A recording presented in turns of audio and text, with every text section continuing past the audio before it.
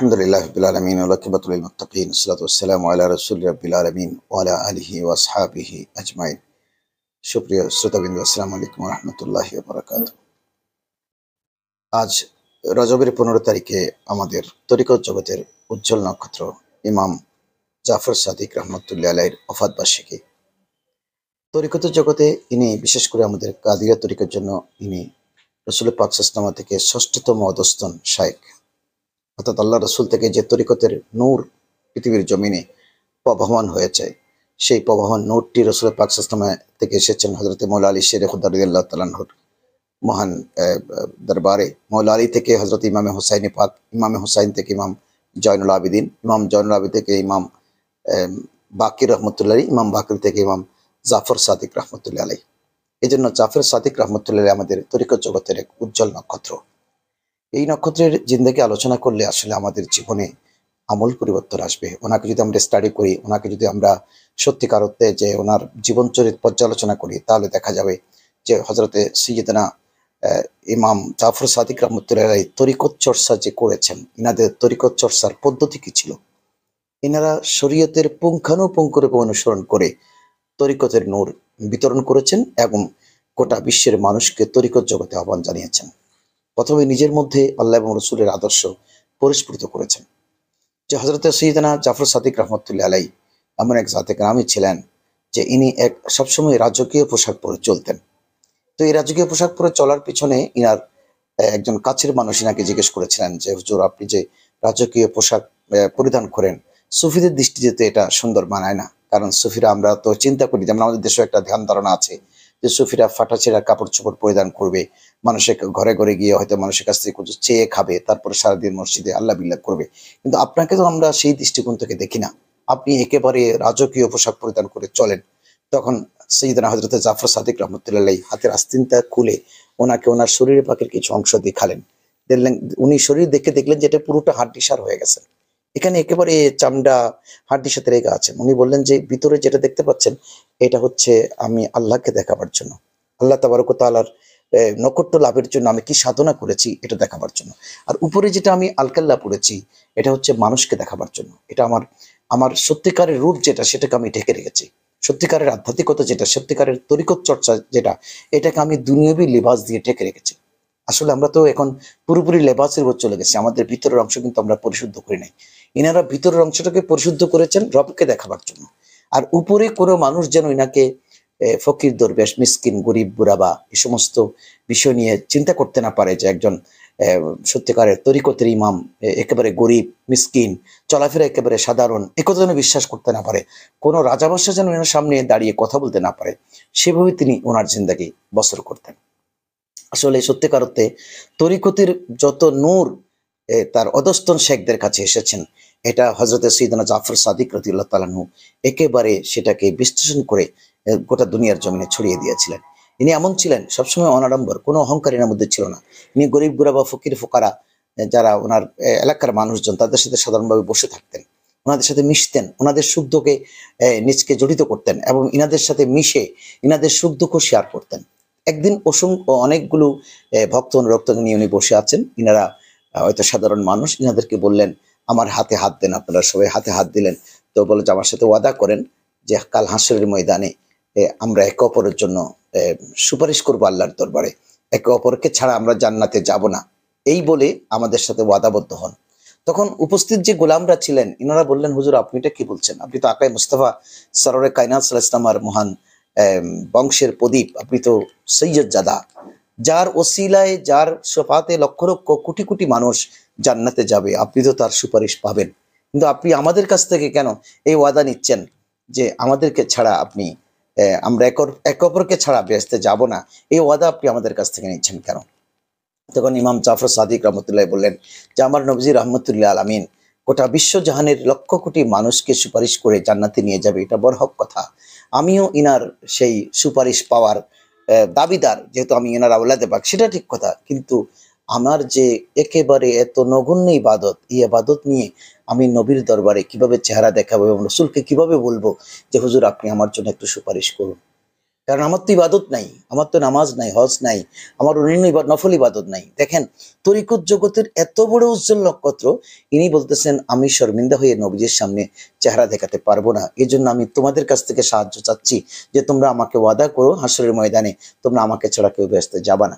অর্থাৎ উনি নিজকে কত আদনা ভাবতেছেন, আর আমরা একটু ইবাদতবন্দি করলে বা একটু তরিকতের শাইখ হলে, আমরা তরিকতের ইমাম হলে, খিলাফতি আপ্তা হলে অহংকারে আমার ধারে কাছে ঘেঁষা যায় না, নিজকে বড় আবেদ জাহেদ মনে করি।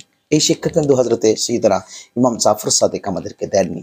ইমাম জাফর সাদিক রহমতুল্লাহ মুস্তাজাবুদ দাওয়া ছিলেন। ইনি যখন আল্লাহর কাছে যা চাইতেন হাত নামাবার পরেই আল্লাহ সেটা মঞ্জুর করতেন এবং সেটার ব্যবস্থা করে দিতেন। একবার তিনি হজে গিয়েছিলেন, হজে যাওয়ার পরে জবলে আবি কুবাইসে বসে আল্লাহকে ডাকতেছিলেন এবং ইনি আল্লাহকে রেখে ইয়া আল্লাহ, ইয়া রহিম, ইয়া রহমান এই জিকিরগুলো করে বলতেছেন যে আমি আঙ্গুর খেতে মন চাচ্ছে, আপনি আমাকে আঙ্গুরের ব্যবস্থা করে দেন। তো একজন দরবেশ ওই পথ দিয়ে যাচ্ছিলেন, তখন ওনাকে দেখে একটু দাঁড়ালেন, বললেন এই লোকটা ইয়া রহমান, ইয়া রহিম, ইয়া জব্বার, ইয়া সত্তার এই বলে জিকির করতেছে কেন, এবং জিকির করে কি চায়, ওনার পাশে গিয়ে বসলেন। কিছুক্ষণ পরে জিকির করবার পরে বললেন যে আমার জামা কাপড় পুরানো হয়ে গেছে, আপনি আমাকে দুটো চাদরের ব্যবস্থা করে দেন। আল্লাহকে বলতেছেন। বলে যে এই কথা বলতে না বলতেই দেখলাম যে অদৃশ্য থেকে একটা বিশাল খাঁচিতে করে আঙ্গুর ইনার সামনে পেশ করা হলো এবং দুটি চাদর ইনাকে দেওয়া হলো, যেই চাদর আমি পৃথিবীতে আর কোনোদিন তার সমকক্ষ কোনো চাদর দেখি নাই। তো পরক্ষণে আমি ইনার সঙ্গ নিলাম। উনি যখন আমি কাছে গেলাম তখন বললাম, হুজুর আমাকে একটু আঙ্গুর দেবেন। উনি বললেন আপনি কে? বলে যে আপনি যখন আল্লাহর কাছে দোয়া করতেছিলেন তখন আমি আমিন বলেছিলাম। তখন বলে যে তাহলে আপনি কাছে আসুন, আঙ্গুর খান। আঙ্গুর আমরা এদিকে খাচ্ছি, ওদিকে খাঁচিতে আঙ্গুর ভরে যাচ্ছে। অনেকক্ষণ খাবার পরেও খাঁচির আঙ্গুর আমরা কমাতে পারলাম না। তো আমি তাকে বললাম যে হুজুর আপনি যখন আমাকে আঙ্গুর দিলেন তো আপনার চাদর থেকেও আমাকে একটা চাদর দেবেন না? এই বলে তিনি হযরত সাইয়েদনা জাফর সাদিকের কাছে দোয়া করছিলেন। তো জাফর সাদিক রাদিয়াল্লাহু তাআলা আনহু এত বেশি মুস্তাজাবুদ দাওয়াত ছিলেন যে উনি আল্লাহর কাছে যা চাইতেন, অর্থাৎ জান্নাত থেকে আঙ্গুর এবং চাদর ইনার জন্য পরিবেশিত হয়েছিল ইনি আল্লাহর কাছে চাইবার পরে।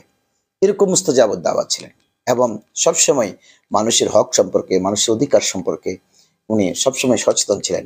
দেখুন আমাদের মাযহাবের ইমাম আবু হানিফা রহমতুল্লাহ আলাইহি ইনার সোহবতে ছিলাম। ইমাম আবু হানিফা রহমতুল্লাহ বললেন আমি যতদিন ওনার সোহবতে ছিলাম এটাই ছিল আমার হায়াত। ইমাম জাফর সাদিকের সোহবতে যে কদিন ছিলেন এটাকে উনি হায়াত হিসেবে ট্রিট করেছেন, আর বাকিটা হায়াত না। যেমন আমরা 60, 70, 80 বছর আমরা হায়াত পাচ্ছি, কিন্তু এটা হায়াত না। হায়াত হচ্ছে ওটা যেটা সত্যিকারের তরিকতের পীরের সান্নিধ্যে থাকা যায়, ওটা সত্যিকারের হায়াত। ইমামে আবু হানিফা রহমতুল্লাহ বলতেছেন আমি হায়াত পেয়েছি অনেক বছর, কিন্তু প্রকৃততে এটা হায়াত নয়। হায়াত হচ্ছে ওটা যেটা আমি ইমাম জাফর সাদিকের দরবারে ছিলাম।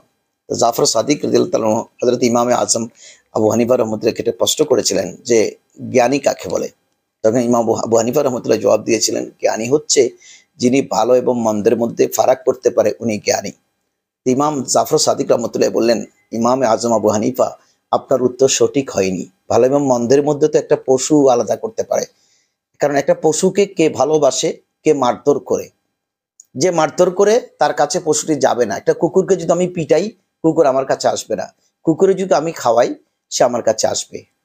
তাহলে ভালো মন্দ ফারাক তো কে ভালো কে মন্দ সেটা তো কিন্তু একটা কুকুরও করতে পারে, কিন্তু আপনি ভালো মন্দের মধ্যে যিনি ফারাক করে ওনাকে জ্ঞানী বললেন কিভাবে? তখন ইমাম আবু হানিফা রহমতুল্লাহ বললেন জি জাহাবনা হুজুর আপনি তাহলে ব্যাখ্যাটা যদি একটু করে দেন, কোনটা ভালো কোনটা মন্দ, আমি যদি ভালো মন্দের মধ্যে ফারাক যদি পশু করতে পারে তাহলে জ্ঞানী কাকে বলে আপনি একটু সংজ্ঞাটা দিয়ে দেন। তখন ইমাম জাফর সাদিক বললেন যিনি দুটো ভালোর মধ্যে কোনটি সবচেয়ে ভালো এবং দুটো মন্দের মধ্যে কোনটি নিকৃষ্ট আর কোনটি কিছুটা ভালো মন্দের মধ্যে, এটা যিনি ফারাক করতে পারে ইনি হলেন সত্যিকারের জ্ঞানী। দেখেন কত তাত্ত্বিক কথা বলেছেন যে আমরা সময়ে সময়ে অনেক সময় ভালো মন্দের মধ্যে ফারাক করতে গিয়ে কিন্তু আমরা হোঁচট খাই। ইমাম জাফর সাদিক রহমতুল্লাহ কত তাত্ত্বিক কথা বলেছেন যে দুটো ভালো জিনিস আপনার কাছে এসেছে, তোর মধ্যে কোনটি ভালো? যেমন হয়তো দেখা যাচ্ছে আমার কাছে আমার শরীরের জন্য যেন গরুর গোশ এসেছে, সবজি এসেছে, কিন্তু ডাক্তার আমাকে গরুর গোশ খাইতে মানা করেছে, সবজি খাইতে বলেছেন, কিন্তু আমি এখানে লোভ সামলাতে পারছি না, গরুর গোশ খাবো।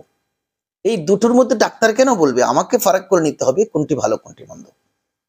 এই ফারাক করে নেয় হচ্ছে জ্ঞানের আসল পরিচয়, যিনি লোভ সামলাতে পারবে। যেমন পৃথিবীতে আমরা এসে লোভ লালসায় পড়ে যাই, জায়গার লোভ, সম্পদের লোভ, নারীর লোভ, আমাদের টাকার লোভ। এই লোভ যিনি সামলাতে পারবে না সত্যিকার অর্থে ভালো মন্দ বাছাই করানোর পক্ষে সম্ভব হবে না।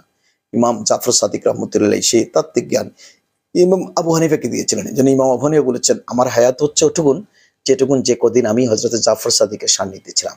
এজন্য জ্ঞানের সান্নিধ্যে থাকা অত্যন্ত জরুরি একজন মানুষের জন্য। জ্ঞানের সাথে থাকলে মানুষের জীবনে আমূল পরিবর্তন আসে। ইমাম জাফর সাদিক রহমতুল্লাহ আলাই সেই মহান আলে রসুলদের মধ্যে অন্যতম ছিলেন, যিনি হযরত সাইয়েদনা মুসা কাজিম রাদিয়াল্লাহু তাআলা সাহেবজাদা, ওনাকে সেই বেলায়েতের মহান নিয়ামতগুলো প্রদান করে পৃথিবী থেকে প্রস্থান করেছিলেন। এবং পৃথিবী থেকে প্রস্থানকালীন সময়ে তিনি দুনিয়াবাসীকে জানান দিয়েছিলেন যে আল্লাহ এবং রসুলের সত্যিকারের শরীয়ত এবং তরিকত বলতে কি বোঝায়, সেই তরিকতের মহান শিক্ষা আমাদের কাছে তিনি রেখে গিয়েছিলেন।